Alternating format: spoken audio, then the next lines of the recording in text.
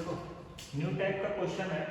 Question ये कहता है कि स्टील बार है जिसका क्रॉस सेक्शनल एरिया है 200 mm²। ठीक है, क्रॉस सेक्शन एरिया कहने का मतलब कि ये वाला सेक्शन कहीं ना कहीं अगर ये बार है तो कुछ ऐसा दिखेगा ना। तो ये जो क्रॉस सेक्शन एरिया है ये क्रॉस सेक्शन कितना का 200 mm²। ठीक है,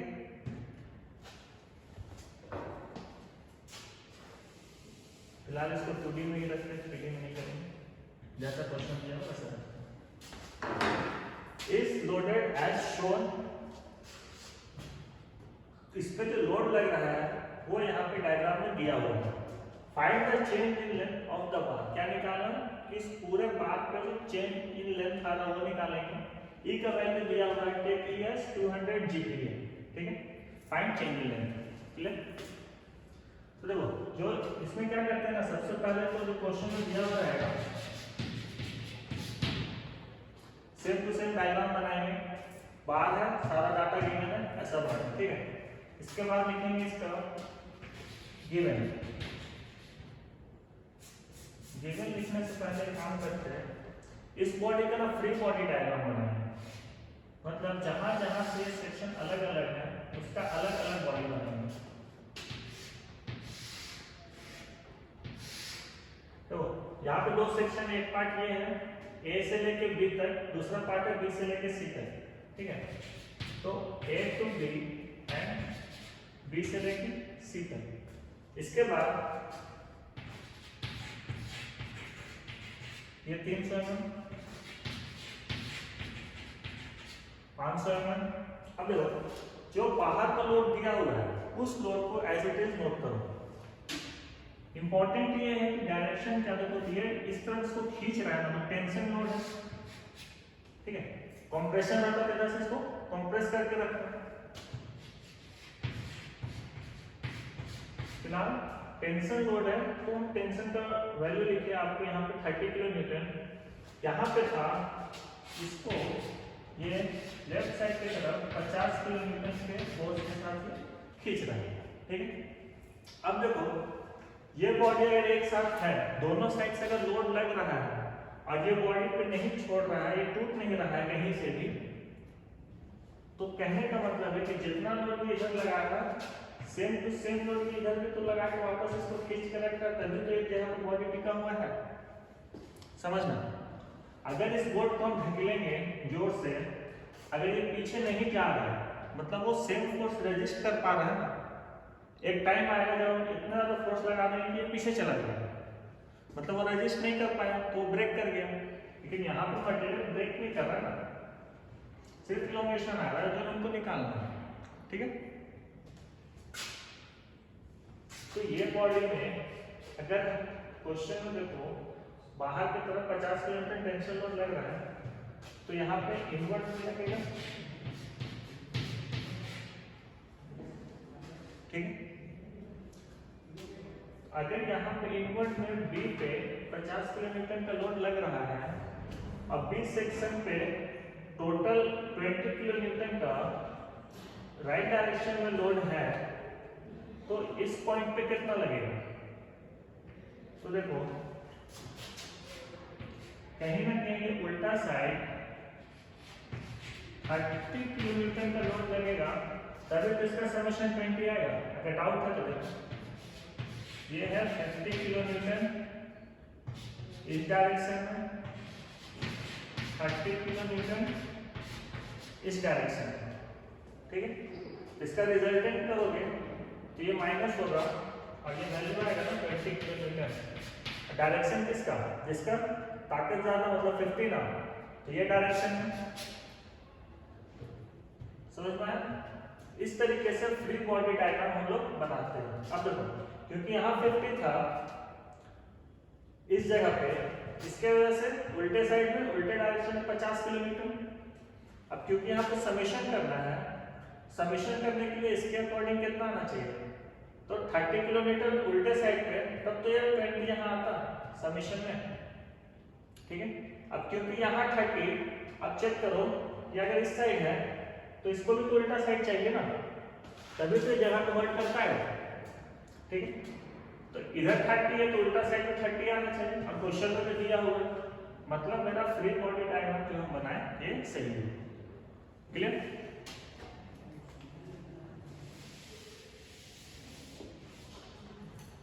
अब देखो फ्री बॉडी डायग्राम बनाने के बाद कि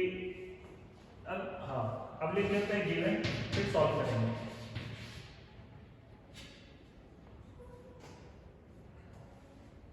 इसको हम फिगर 1 मान लेते हैं, इसको हम 2 मान लेते हैं। गिवन फॉर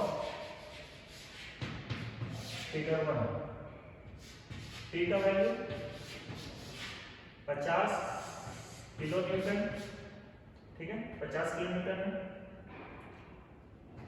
ओरिजिनल लेंथ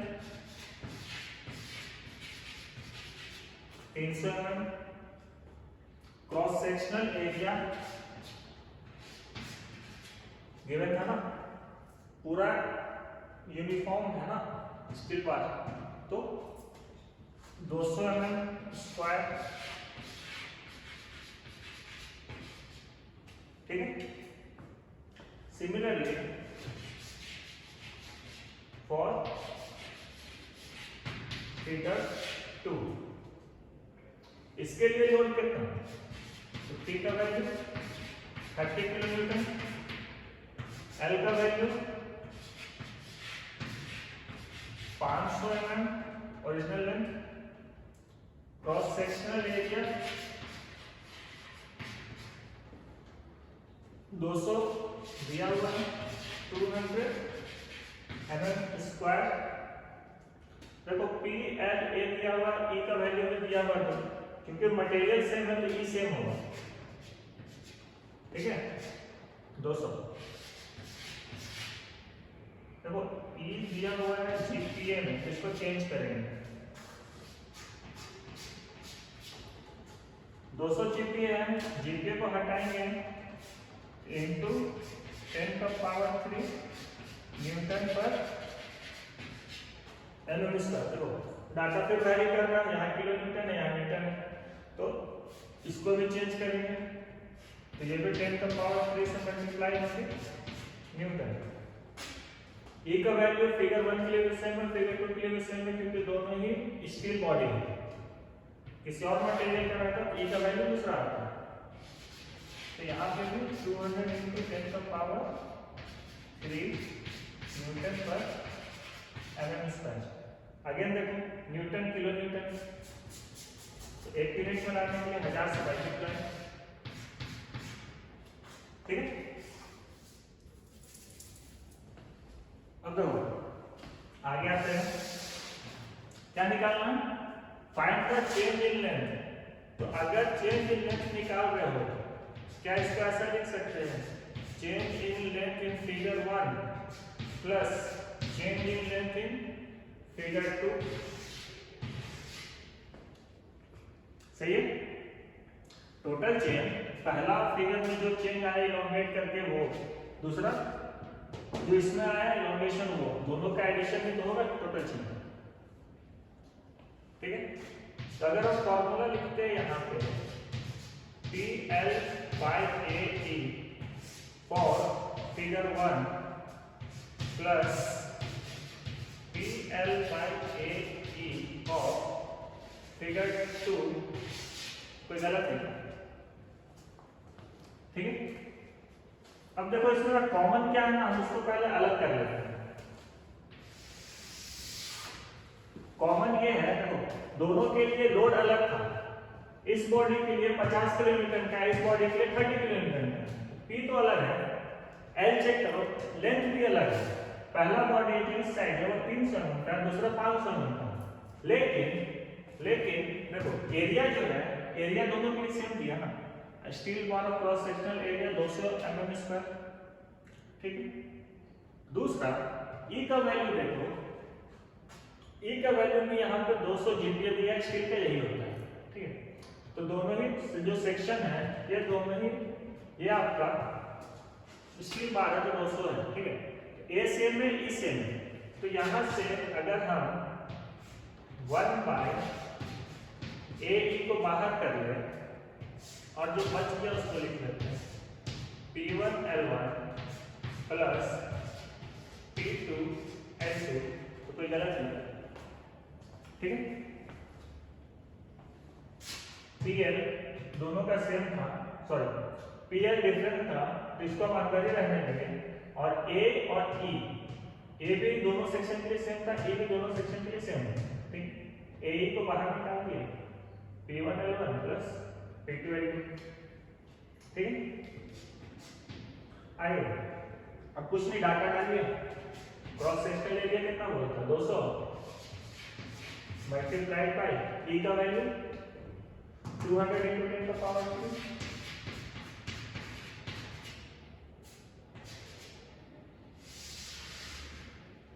ऊपर में P1 ये वैल्यू ना 50 into 10 का power 3 into length 300 plus P2 30 into 10 का power 3 multiplied by L2, L2 कितना, फिगर 2 के लिए 500,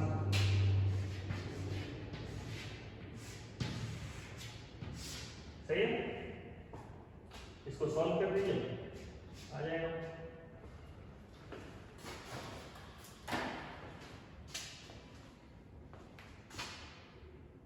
फिफ्टी इंटू 10 का पावर 3 इंटू 300 प्लस 30 इंटू 10 का power 3 into 500 divided by 200 into 200 into 10 का पावर 3, एक वैल्यू 10 का पावर 3, ठीक। ये आएगा आपका 0.75 केजी में निकाल लेते हैं डेल्टा एच, तो यूनिट आएगा mm, clear.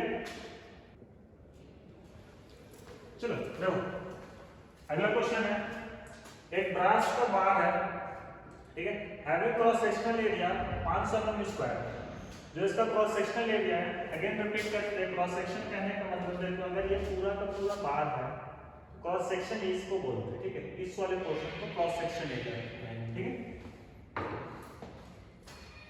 Subject to axial force as shown, find the total elongation of the bar, E का वैल्यू आपको दिया हुआ 80 GPa, ठीक है। तो सॉल्यूशन में जो फिगर आपको दिया हुआ है एज बनाना, A to B 500 mm, B to C 1000 mm, C to D 1200 mm, clear. जो लोड लग रहा है इस साइड को 100 किलोमीटर का है, B पे जो लोड है वो 80 किलोमीटर का है टुवर्ड्स राइट साइड, C पे जो लोड है वो 50 किलोमीटर का टुवर्ड्स राइट साइड, और D पे जो लोड है वो अंदर की तरफ लेफ्ट साइड की तरफ 30 किलोमीटर, ठीक है। तो सबसे पहला स्टेप हम बनाएंगे इसका फ्री बॉडी डायग्राम, ठीक, फ्री बॉडी डायग्राम FBD। तो जैसा दिया हुआ है एज इट इज स्टार्ट करते हैं। A से B ये लेंथ है 500 mm, यहाँ पे हमेशा किसी एक साइड से स्टार्ट करते हैं, तो यहाँ पे जो लोड है ये टेंसाइल टाइप का ना, खींच रहा किलोमीटर, 100 किलोमीटर का ये टुवर्ड्स लेफ्ट लोड है, और यहाँ पर रहने के लिए इस बॉडी को, तो यहाँ पे इसका रिजल्टिंग फोर्स भी तो आएगा जो उल्टे साइड की तरफ होगा 100 किलोमीटर, तभी तो यहाँ पे टिका हुआ है। वरना ये क्या करते हैं, यहाँ से कूद के इसको बाहर खींच लेता है ना, इस बॉडी में इस पॉइंट तक यही लोड है। आगे देखो B टू C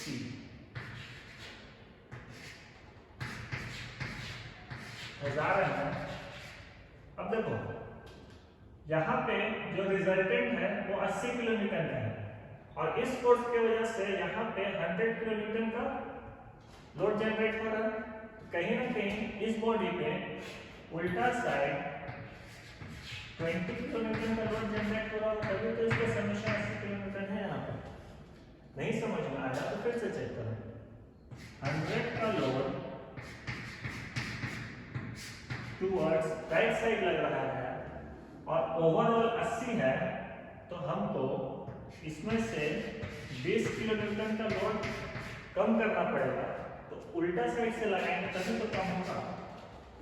ठीक है, अब दोनों का रिजल्ट कितना? 100 माइनस 20 80 किलो न्यूटन। और डायरेक्शन किसका चलेगा? जिसका वैल्यू ज्यादा, तो ये होगा। ठीक है, तो टूवर्ड्स 80 किलो न्यूटन।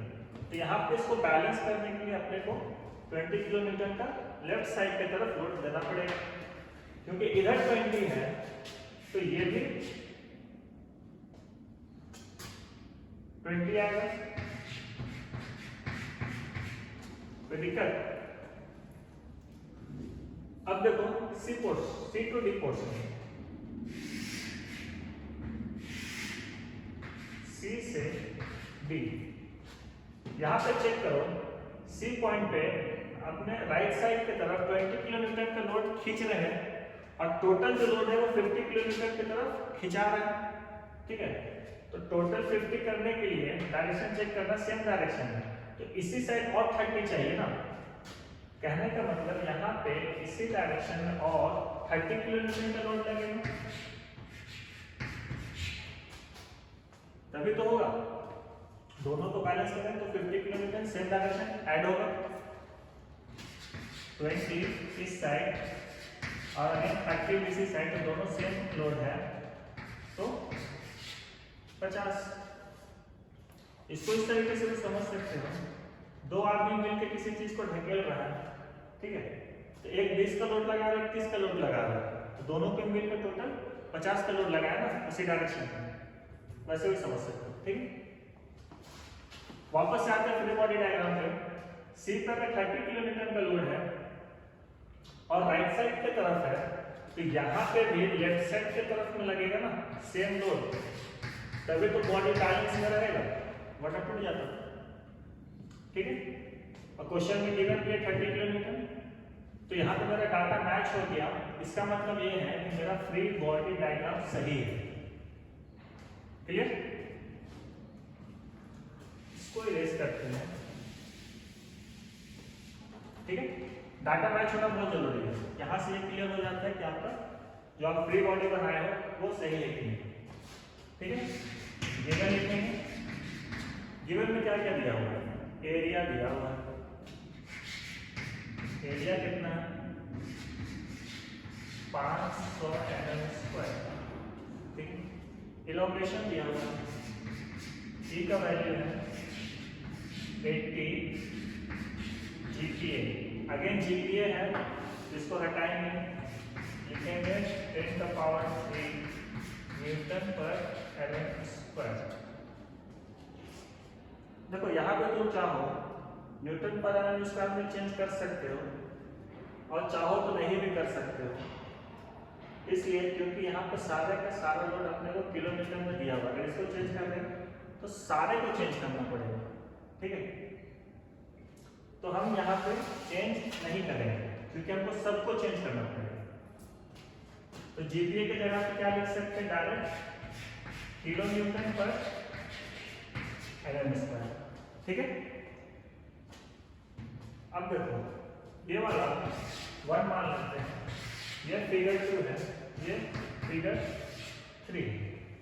ठीक है, तो यहाँ पर हम ये लिख सकते हैं P1 पहला वाला फिगर में लोड कितना, तो P1 100 किलो न्यूटन, L1 कितना 500 mm। ठीक है, फिर इधर लिखते हैं P2 कितना 20 किलो न्यूटन, L2 1000 mm। फिर थर्ड वाला तो P3 ये था 1200 1200 Faraday। लोड देख लेते हैं, P3 30 kilometre and L3 1200। Clear? अब बैठाओ formula.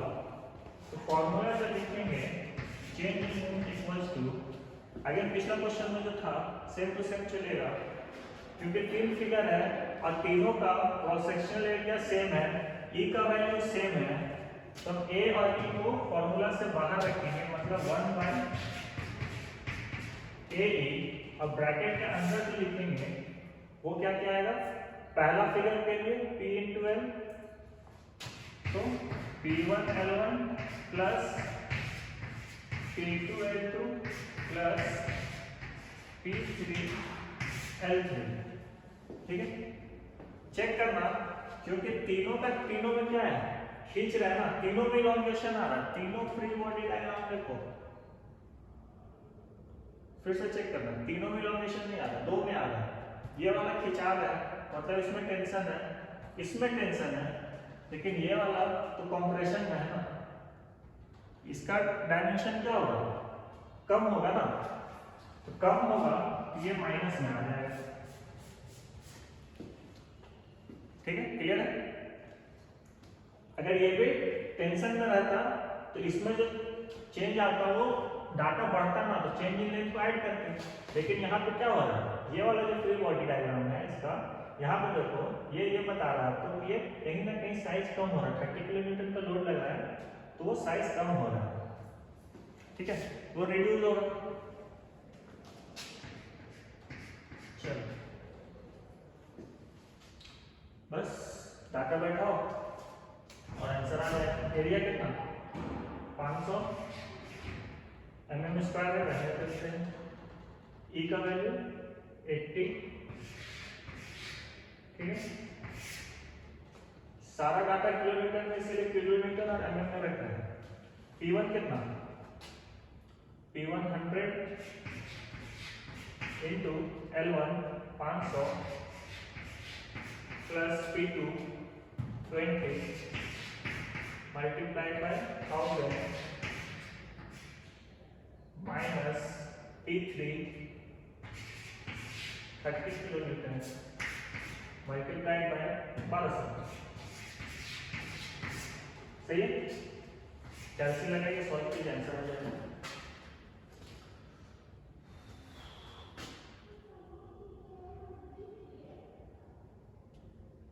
One by 500 multiplied by 80 into in bracket 100 into 500 plus 20 into 1000 minus 30 into 1200। ये आएगा आपका 0.85 mm डेल्टा एल का वैल्यू। ठीक है, जिसको भी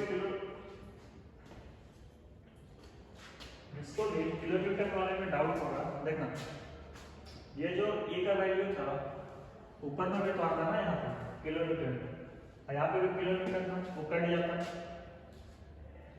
इसीलिए हम डाटा को चेंज नहीं किया। ठीक है, वरना आपको पूरा का पूरा चेंज करना पड़ता। ठीक है, डाटा मैच कर लेते हैं, 0.85 mm। सही, चलो नेक्स्ट क्वेश्चन देखते हैं।